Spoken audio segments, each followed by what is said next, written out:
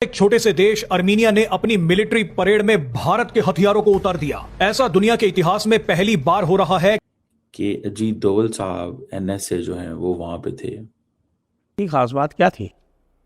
उस परेड की खास बात ये थी कि उसमें भारतीय मिलिट्री सिस्टम्स उस परेड में शामिल थे। एटॉमिक एसिड की वजह से है, वरना आप में, बांग्लादेश में, अफगानिस्तान में कोई फर्क नहीं होना था आज। और बिलखसूस जो मैंने लोगों की आंखों में खून देखा है 10 मई का, वो बड़े अरसे का मेरा मकसद है कि कोई देश अपनी मिलिट्री परेड में भारत के हथियारों को लेकर निकल गया है।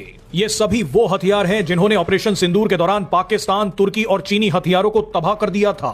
That is most dangerous thing ever heard I heard.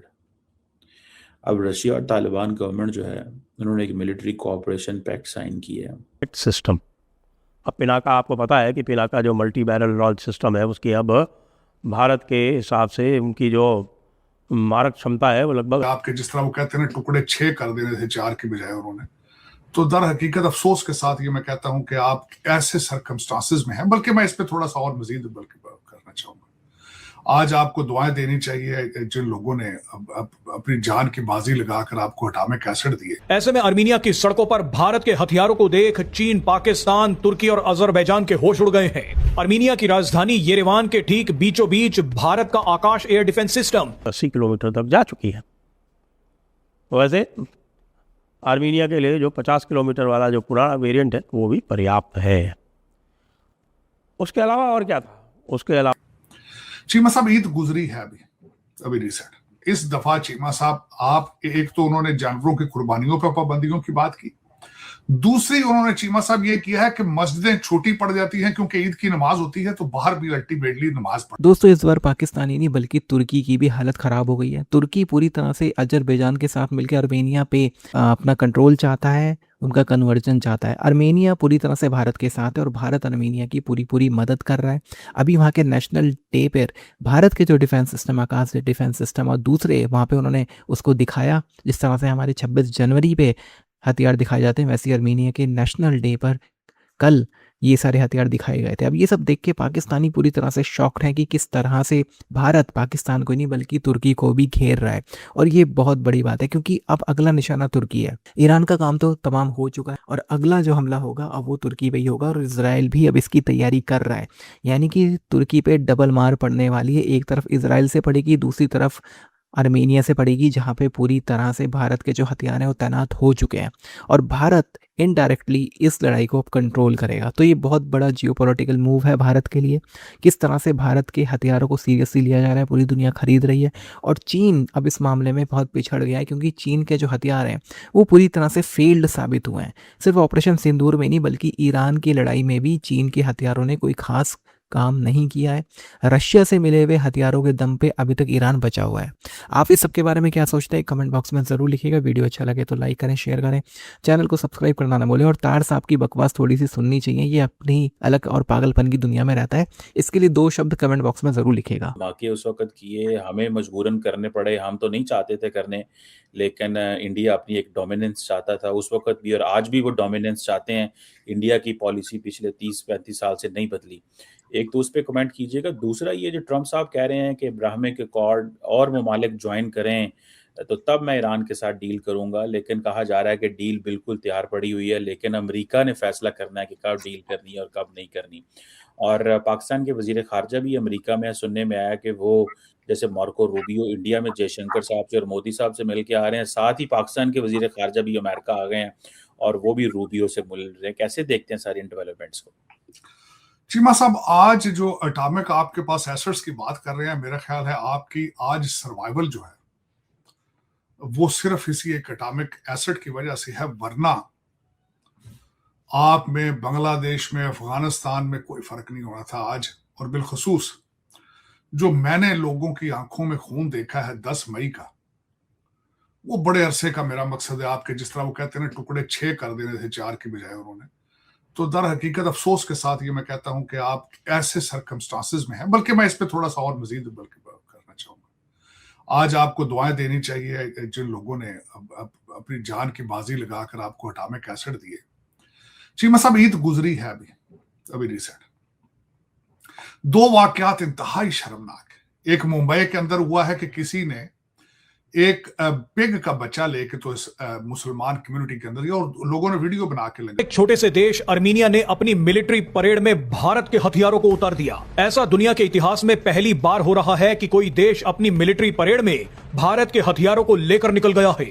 ये सभी वो हथियार हैं जिन्होंने ऑपरेशन सिंदूर के दौरान पाकिस्तान, तुर्की और चीनी हथियारों को तबाह कर दिया था। ऐसे में आर्मीनिया की सड़कों पर भारत के हथियारों को देख चीन, पाकिस्तान, तुर्की और अजरबैजान के होश उड़ गए हैं। आर्मीनिया की राजधानी येरेवान के ठीक बीचों बीच भारत का Akash air defence system, Pinaka rocket launcher system और A-टैग्स तोपें चलती दिखी। इसके अलावा DRDO द्वारा बनाया गया स्वाति वेपन लोकेटिंग रडार भी आर्मीनिया में दिखा। इस वेपन लोकेटिंग रडार का मुख्य कार्य दुश्मन के तोप, मोर्टार और रॉकेट दागने की जगहों का सटीक पता लगाना है ताकि उन्हें तबाह किया जा सके। आखिर में आर्मीनिया की सड़कों पर भारत की मल्टी टेरेन आर्टिलरी गन्स भी दिखी। इन आर्टिलरी गन्स का काम पहाड़ी और दुर्गम इलाकों में सेना की मारक क्षमता को बढ़ाना है।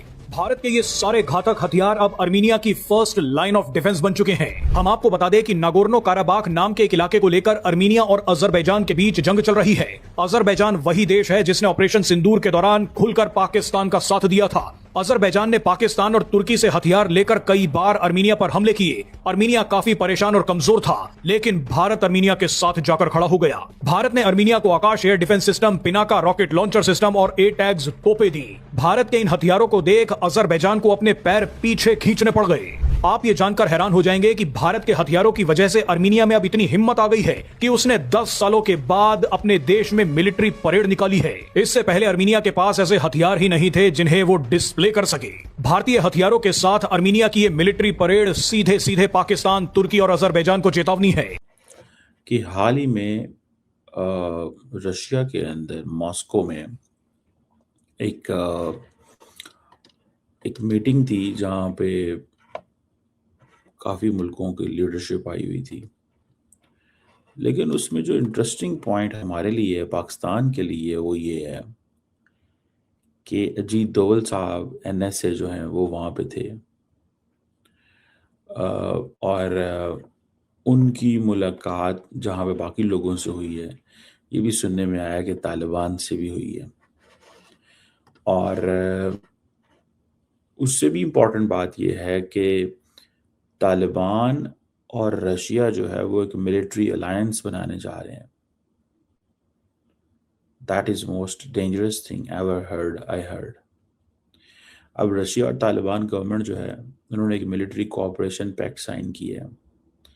वो ये समझते हैं कि ये बेसिकली रशिया जो है वो अपनी सेंट्रल एशिया के अंदर अपना इन्फ्लुएंस जो है वो बढ़ाने के लिए। जब पाकिस्तान ने रशिया, इंडिया, तालिबान पे बॉम्बिंग की थी तो रशिया ने फ़ौरन कहा था कि आप लोग तकरीबन 23,000 दहशतगर्द वहाँ मौजूद हैं। ये रशिया की फॉरेन ऑफिस की स्टेटमेंट है।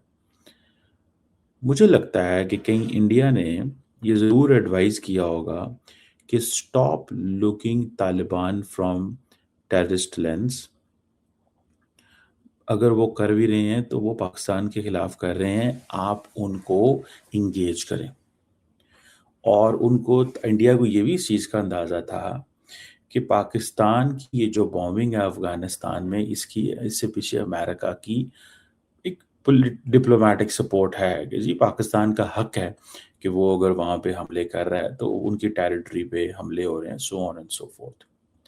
लेकिन मुझे लगता है कि कहीं ना कहीं पे इनको भी कहा गया है, रशियंस को ने इंगेज किया तालिबान को। अब ये जो टेक्निकल एग्रीमेंट अफगानिस्तान का और रशिया का हुआ है, अब क्योंकि अब ये जो मिनिस्टर साहब जिसकी मैं आपको वीडियो दिखा रहा हूँ, मुल्ला यकूब साहब डिफेंस मिनिस्टर हैं, वो कहते थे कि जी हम तो वो जहाँ मर्जी अफगानिस्तान में हमला कर देते। अब वो समझते हैं कि जो इंडिया की जो नेशनल सिक्योरिटी एडवाइजर है वो भी वहाँ मौजूद थे। वहाँ पे एक इंटरनेशनल सिक्योरिटी फोरम हो रहा था, तो ये वहाँ पे मदद लेने गए और रशियंस मदद देंगे इनको बिकॉज इंडिया चाहता है कि तालिबान को इंगेज किया जाए। तो इन रियलिटी इंडिया तालिबान की डिफेंस कैपेबिलिटीज भी बढ़ाना चाहता है थ्रू रशिया और इटसेल्फ, और इंडिया अमेरिका का पार्टनर होगा इंडो पैसिफिक में, और इंडिया रशिया का पार्टनर है अफगानिस्तान में, और इंडिया रशिया का पार्टनर होना चाहता है सेंट्रल एशिया के अंदर। एससीओ देखिए, शंघाई कोऑपरेशन ऑर्गेनाइजेशन। ये वो चीजें हैं, जारी बात है, जिसके बेस पे जो इंडियंस हैं उनको टफ टाइम देखना पड़ता है। वो अपनी बात करते हैं कि ये जो अब तालिबान के साथ मिलिट्री टेक्निकल एग्रीमेंट करवाया, तालिबान के